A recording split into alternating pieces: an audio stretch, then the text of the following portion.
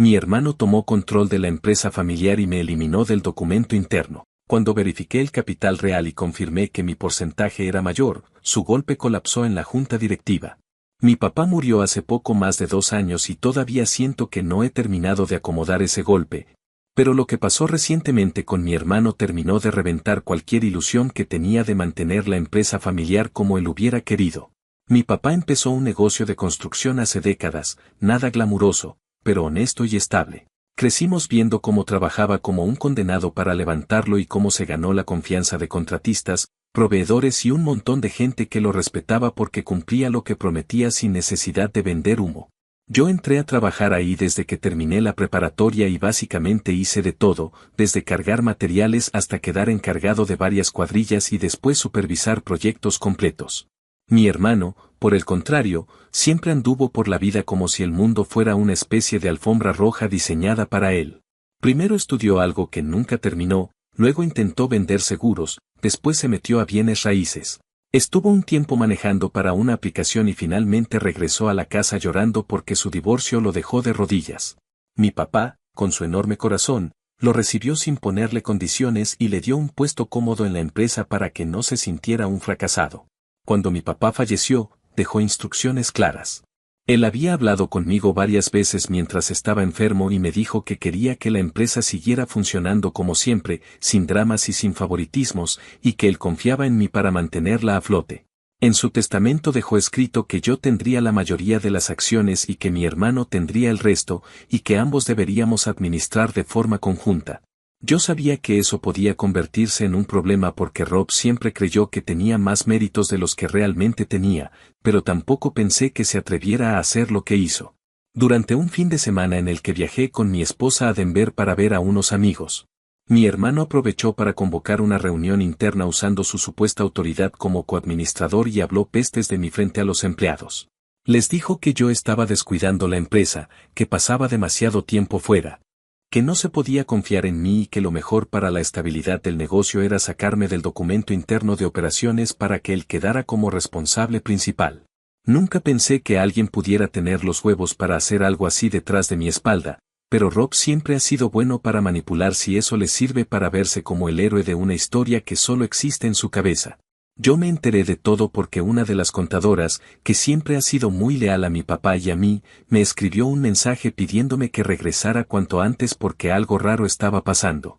Cuando llegué el lunes por la mañana intenté entrar como siempre, pero mi tarjeta ya no funcionaba y el guardia, visiblemente incómodo, me dijo que tenía la orden de no dejarme pasar. Ahí ya me subió la sangre a la cabeza y llamé a Rob, quien salió con una sonrisa tan falsa que me dieron ganas de estrellarlo contra la pared.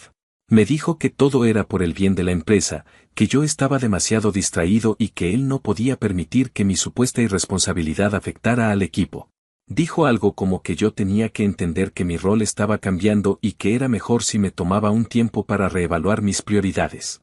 Esa frase me dejó helado porque era exactamente el tipo de tonterías que dice alguien que cree que está en un puesto de poder. Intenté entrar de todos modos y Rob tuvo la maravillosa idea de llamar a seguridad para que me escoltaran fuera del edificio como si yo fuera un intruso. Ahí fue cuando entendí que no estaba tratando con un hermano confundido, sino con un idiota con complejo de emperador. Cuando llegué a mi casa todavía estaba temblando de la rabia y lo primero que hice fue llamar a la abogada que me ayudó a revisar los papeles del testamento. Le conté todo y me pidió que la viera ese mismo día con los documentos de constitución de la empresa. Yo, como buen paranoico que soy, siempre he guardado copias oficiales de todo, así que llegué a su oficina con una carpeta llena de papeles. Ella se sentó a revisarlos con una calma que me sacaba de quicio, hasta que levantó la mirada y me dijo que lo que Rob había hecho no solo era inválido sino que se podía considerar una maniobra de mala fe dentro de una corporación. Yo seguía sin entender la magnitud del asunto hasta que ella me dijo que Rob había cometido un error monumental al creer que podía borrarme del documento interno, porque aunque yo no apareciera ahí, seguía siendo el dueño mayoritario según los registros públicos del Estado. En otras palabras, él podía jugar al dictador dentro de la oficina, pero legalmente yo seguía siendo el que mandaba. Ahí fue cuando ella me preguntó si quería hacer esto por las buenas o por las malas. Yo le dije que después de cómo me sacó del edificio, no tenía ningún interés en suavizar nada. Desde ese día empezamos a preparar todo para convocar una junta real, una junta con todos los accionistas y con todos los papeles correctos, donde Rob tendría que explicar por qué diablos había decidido actuar como si la empresa fuera su juguete personal.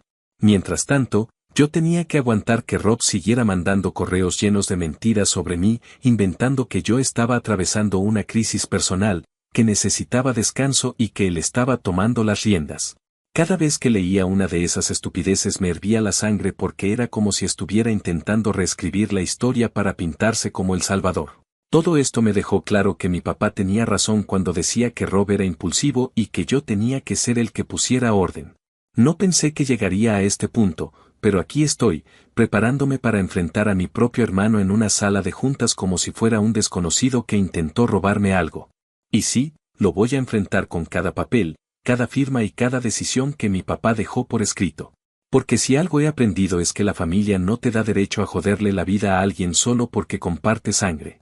Y Rob, con todo su aire de grandeza, está a punto de quedarse sin nada del poder que cree tener. Actualización 1. Pasaron alrededor de 10 días desde que me senté con mi abogada por primera vez y, aunque pareciera poco tiempo, para mí se sintieron como si hubiera vivido un año entero atorado en una mezcla de frustración, rabia y una especie de claridad que nunca había tenido antes. Durante esos días todo giraba alrededor de preparar la junta legal, revisar documentos, hablar con empleados clave sin que Rob se diera cuenta y enfrentar la sensación incómoda de que mi propio hermano estaba convencido de que había ganado una guerra que ni siquiera entendía.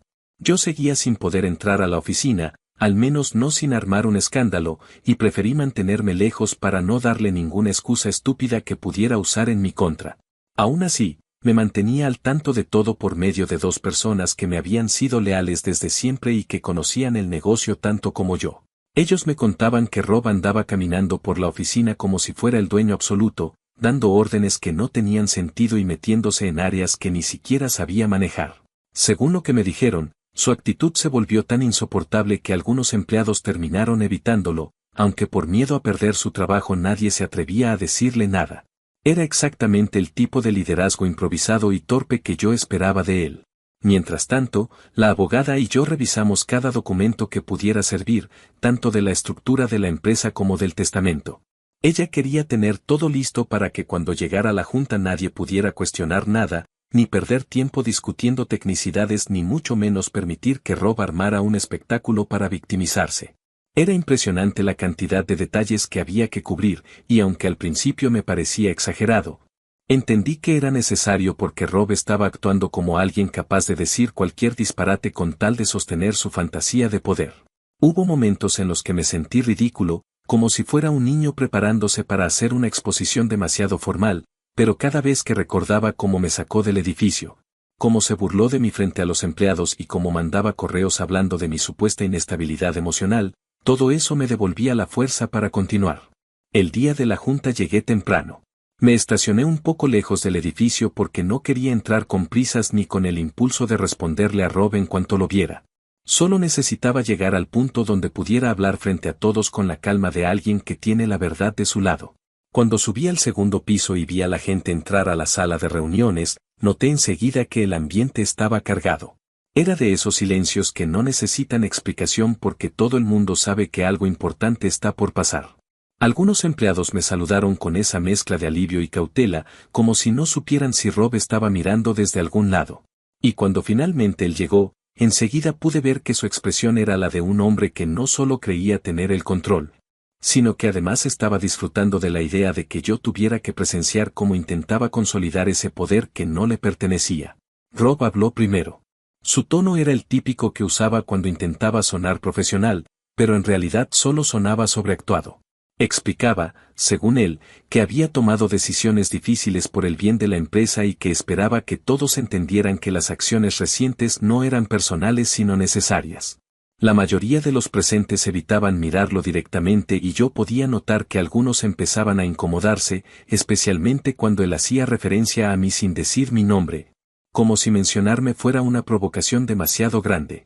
Cuando terminó su pequeño discurso, que parecía una mezcla de autoelogio y sermón mal armado, tomé la palabra con la autorización del abogado corporativo. No levanté la voz ni entré con agresividad, Solo coloqué sobre la mesa una copia de los documentos oficiales del Estado donde constaba mi porcentaje de participación. El silencio fue inmediato y palpable. El abogado revisó los papeles, analizó cada sello y firma y luego lo miró a él con esa expresión neutral que solo tienen los profesionales que saben que están a punto de presenciar un desastre ajeno. El abogado dijo que, según la estructura legal vigente, yo era aún el accionista mayoritario y que mi ausencia de los documentos internos no tenía ninguna implicación en términos de propiedad ni de autoridad para tomar decisiones estratégicas. Añadió que la reunión anterior, la que Rob convocó mientras yo estaba fuera, no cumplía con los requisitos formales ni tenía validez legal y que cualquier decisión tomada ahí quedaba anulada. Rob intentó interrumpirlo diciendo que él había actuado en base a la urgencia, pero el abogado lo calló de inmediato afirmando que no existía ninguna urgencia documentada que justificara alterar la jerarquía de la empresa de esa manera. En ese momento, un par de directivos que llevaban semanas evitando cualquier comentario hicieron un movimiento en sus asientos como si por fin se sintieran libres de apoyar algo que sabían que era correcto. Yo pedí formalmente la votación para removerlo de la dirección general por mala fe en la administración. No sé si Rob esperaba que la gente lo defendiera o si de verdad estaba tan desconectado de la realidad que pensaba que todos lo apoyarían. Votaron en su contra sin siquiera pensarlo demasiado. Solo él votó por sí mismo, y su cara, mientras el resultado quedaba registrado, era una mezcla de sorpresa, enojo y confusión infantil. Aunque no dije nada en voz alta, dentro de mí sentí esa sensación de justicia que aparece cuando por fin ves que alguien dejó de salirse con la suya tras años de comportarse como si el mundo tuviera que ajustarse a sus caprichos. Después de que se confirmara que quedaba removido, él intentó cuestionar la decisión diciendo que yo no tenía la capacidad emocional para dirigir la empresa. Ese comentario solo logró que el abogado mencionara nuevamente que las acusaciones sin fundamento podían perjudicarlo más. Rob siguió hablando hasta que la conversación dejó de necesitarlo y su voz prácticamente se apagó frente a la seriedad del resto. Cuando terminó la reunión, ordené que se desactivaran de inmediato sus accesos a los sistemas. No lo dije con deseo de humillarlo, sino porque era necesario. Había causado suficiente caos y no podía permitir que desde la frustración hiciera algo peor. Cuando por fin salimos de la sala, vi por la ventana cómo intentaba usar su computadora y cómo se daba cuenta de que no tenía acceso a nada. Luego intentó entrar a una oficina y el guardia le pidió que se retirara con la misma frialdad que él había pedido que me sacaran a mí. Fue extraño verlo caminar hacia el estacionamiento con esa postura de alguien que no entiende qué fue lo que falló porque está tan acostumbrado a que todo se le resuelva que no sabe cómo comportarse ante un límite real. No disfruté verlo así, pero tampoco sentí culpa. Solo sentí que el orden se había restablecido y que por primera vez desde la muerte de mi papá, la empresa volvía a tener un rumbo claro. Esa noche llegué a mi casa con un cansancio que me atravesaba hasta los huesos, pero también con una tranquilidad que no había sentido en semanas. No fue un triunfo que celebrara con gritos ni euforia, sino una especie de alivio profundo. Supe entonces que aquello era apenas el comienzo y que quedaban muchas cosas por arreglar, pero por primera vez en mucho tiempo tuve la certeza de que había recuperado algo que Rob creyó que podía arrebatarme sin consecuencias. Mi lugar, mi voz y la empresa que mi papá construyó a base de esfuerzo y disciplina. Y aunque todavía faltaba enfrentar las repercusiones emocionales del conflicto, esa noche pude dormir sin sentir que el piso se movía bajo mis pies. Actualización 2. Habían pasado cerca de 4 semanas desde aquella junta en la que Rob perdió su puesto frente a todos, y aunque la situación había regresado a un estado más estable dentro de la empresa, yo sabía que él no se quedaría quieto por mucho tiempo. Conociendo su carácter, era evidente que no iba a aceptar que sus decisiones impulsivas le habían costado prácticamente todo su poder, así que comencé a prepararme para cualquier cosa que se le ocurriera. Durante esos días, me enfoqué en reconstruir la estructura de la empresa que él había dejado enredada con decisiones improvisadas.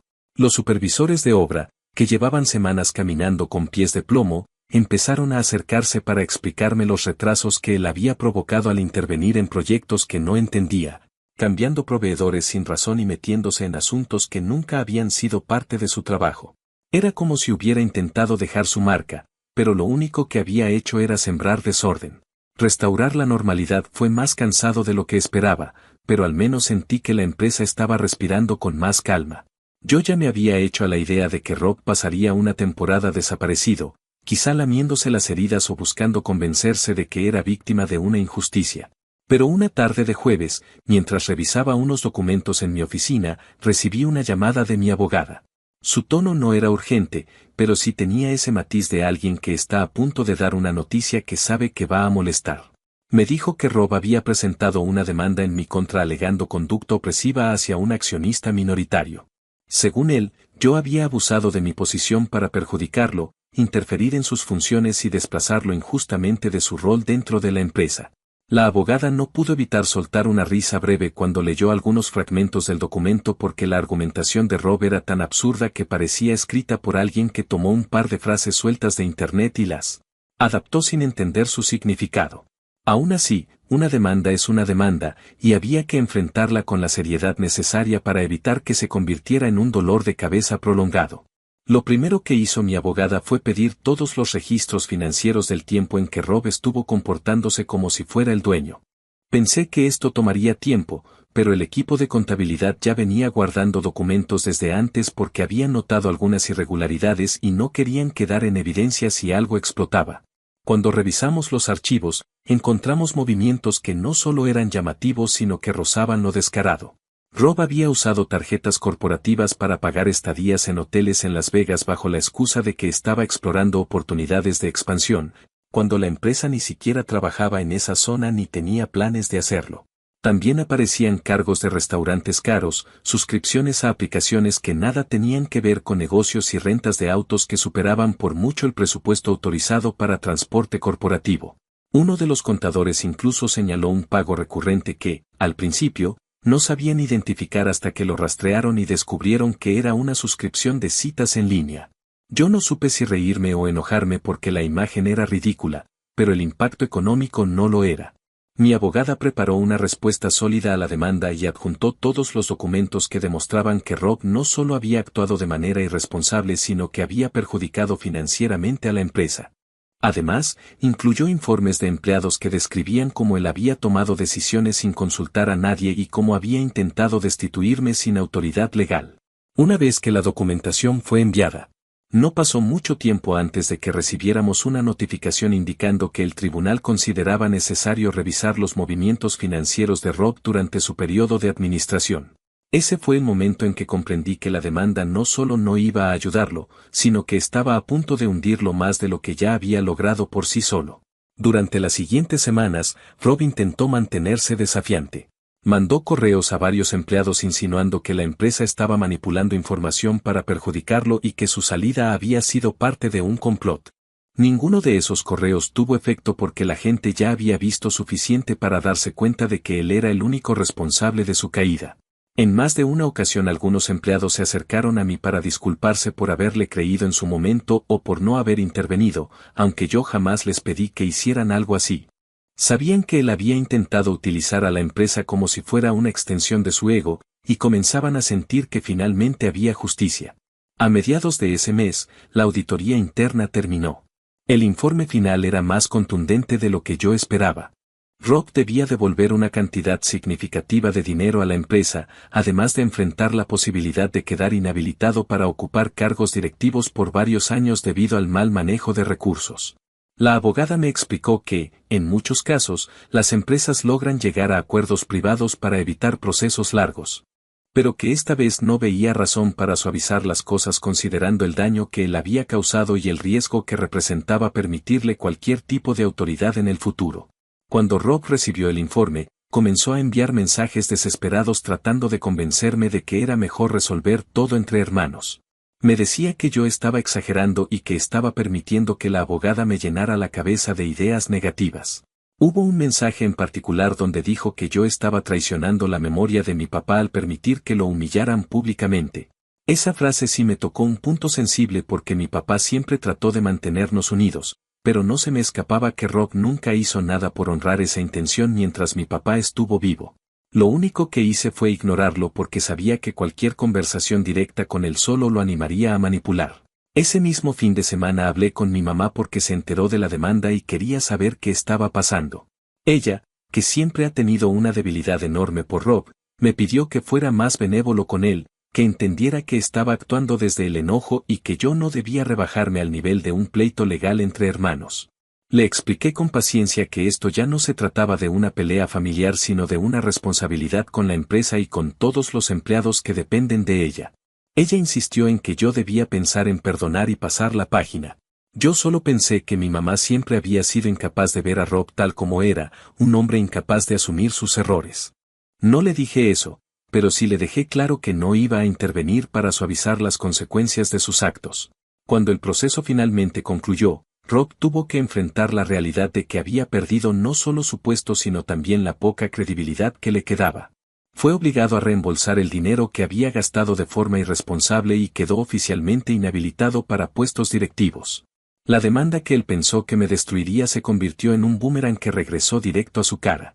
Esa noche, cuando mi abogada me llamó para confirmarlo todo, me quedé sentado en mi oficina en silencio, no celebrando ni disfrutando del resultado, sino procesando la idea de que mi propio hermano había llegado tan lejos para demostrar que era incapaz de hacerse cargo de sus propios errores.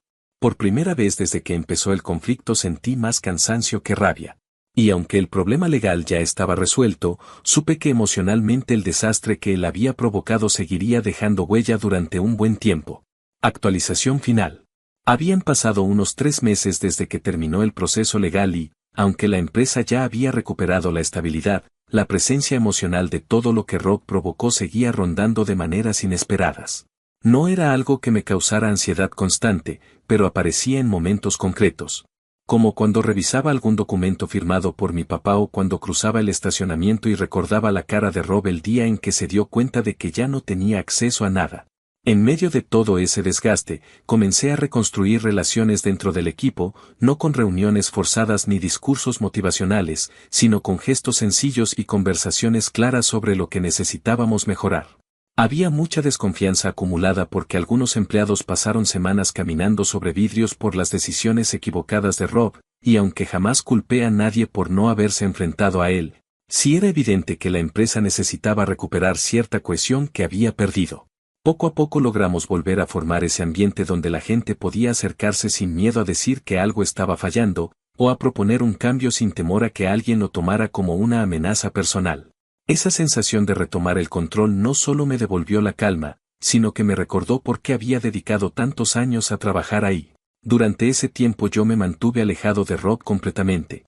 No porque quisiera cortarlo de mi vida de manera definitiva, sino porque entendí que nuestra relación cargaba un desgaste tan profundo que intentar hablar en ese momento solo iba a abrir nuevas heridas.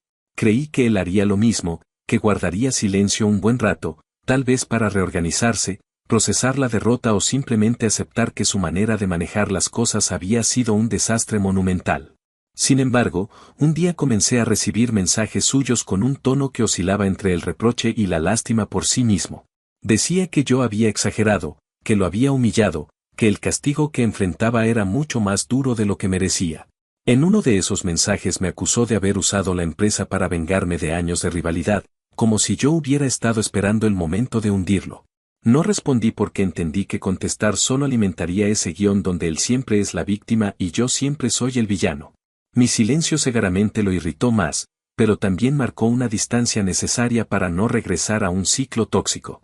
Unos días después recibí noticias a través de mi mamá. Ella seguía intentando protegerlo incluso cuando los hechos eran imposibles de justificar. Me llamó para decirme que Rob estaba pasando por dificultades económicas, que había tenido que vender su camioneta y buscar un apartamento más pequeño. No me lo dijo para reprocharme nada directamente, pero sí con ese tono que siempre ha usado cuando quiere que yo cargue con la responsabilidad emocional de rescatar a Rob. Intenté explicarle que él se puso en esa situación, que nadie lo obligó a tomar decisiones impulsivas ni a gastar dinero de la empresa como si fuera una billetera sin fondo. Pero mi mamá insistió en que yo debía ayudarlo al menos moralmente porque seguía siendo mi hermano. Sentí una mezcla rara de culpa y fastidio, no porque la culpa tuviera fundamento, sino porque yo sabía que ella jamás sería capaz de ver a Rob con objetividad. Comprendí que esperar eso solo me desgastaría más, así que decidí no discutir y dejar que la conversación se apagara por sí sola. Con todo el asunto de Rob aparentemente cerrado, comencé a dedicar más tiempo a reorganizar la visión a largo plazo de la empresa. Una de las cosas que más me dolió de toda esta experiencia fue darme cuenta de que, mientras mi papá estuvo vivo, yo nunca valoré del todo la claridad con la que él manejaba las cosas. Él creía en la disciplina y en dejar las reglas bien escritas, no para controlar, sino para que nadie pudiera usar vacíos legales como armas. Ahora que me tocaba dirigir sin su guía, entendí que parte de honrar su legado consistía en dar forma a la empresa de una manera que lo hubiera hecho sentir orgulloso. Por eso empecé a implementar medidas nuevas de transparencia, no como un castigo a lo que había pasado, sino como un recordatorio para todos de que la confianza se mantiene con hechos concretos, no con discursos. Un día, mientras revisaba unos documentos antiguos para actualizar la estructura interna, encontré una carpeta que mi papá guardaba en un cajón metálico donde ponía solo lo que consideraba realmente importante. Ahí estaba la primera escritura de la empresa, contratos con sus primeros clientes, fotografías de las obras iniciales y una carta escrita a mano dirigida a mí, fechada unos 10 años antes. No era una carta profunda ni dramática, simplemente me decía que la empresa era un reflejo de esfuerzo, constancia y honestidad, y que esperaba que, cuando llegara mi turno, yo la cuidara con la misma seriedad que él había puesto en ella. Me quedé un momento sin moverme porque comprender de forma tan concreta cuánto esperaba él de mí me produjo una mezcla fuerte de orgullo y responsabilidad. Fue en ese instante que concluí que la mayor venganza contra Rob no había sido la junta donde lo removieron, ni la devolución del dinero, ni la inhabilitación legal. La verdadera venganza era demostrar que yo podía seguir adelante sin destruirme emocionalmente en el proceso, que podía reconstruir lo que él había intentado desmantelar por ego. Aunque no lo planeé de manera premeditada, hubo un gesto que se convirtió en el cierre simbólico de toda esta historia. La sala principal de juntas llevaba el nombre de Rob porque él, en uno de sus intentos por dejar su marca, había convencido a todos de colocar una placa conmemorativa con su nombre. Nunca me gustó esa idea, pero en su momento no quise generar conflicto y lo dejé pasar. Ahora entendí que mantener esa placa sería perpetuar una imagen falsa. Así que mandé retirarla y colocar una nueva con el nombre de mi papá, simple y directa, sin adornos ni frases grandilocuentes. No lo hice pensando en que Rob se enteraría, pero inevitablemente llegó a sus oídos. Esa misma tarde recibí una llamada suya que no contesté, después vino un mensaje donde decía que yo estaba siendo cruel y que ese gesto era innecesario. Leí su mensaje en silencio y, por primera vez desde que todo empezó, no sentí ni enojo ni tristeza. Solo sentí que ya no tenía nada que explicarle. Esa noche, cuando por fin cerré la oficina y caminé hasta mi auto, me sorprendió lo distinto que todo se sentía. No era alegría ni alivio puro, sino una especie de quietud interna que hacía mucho no experimentaba. No se trataba de haber ganado una batalla contra mi hermano ni de recuperar un puesto que siempre fue mío, se trataba de darme cuenta de que había salido entero de una situación que pudo haberme destruido emocionalmente. Por primera vez desde la muerte de mi papá, sentí que estaba caminando con pasos firmes en una dirección que él habría entendido. Y aunque sé que la relación con Rob está rota de un modo que quizá nunca se repare por completo, ya no me pesa cargar con ese hecho. A veces la justicia no llega en forma de reconciliación ni de perdón, sino simplemente en la capacidad de seguir adelante sin permitir que el daño de alguien más determine quién eres. Y eso, al final, fue lo que me dejó esta historia, la certeza de que sobreviví a una traición sin perderme a mí mismo en el camino.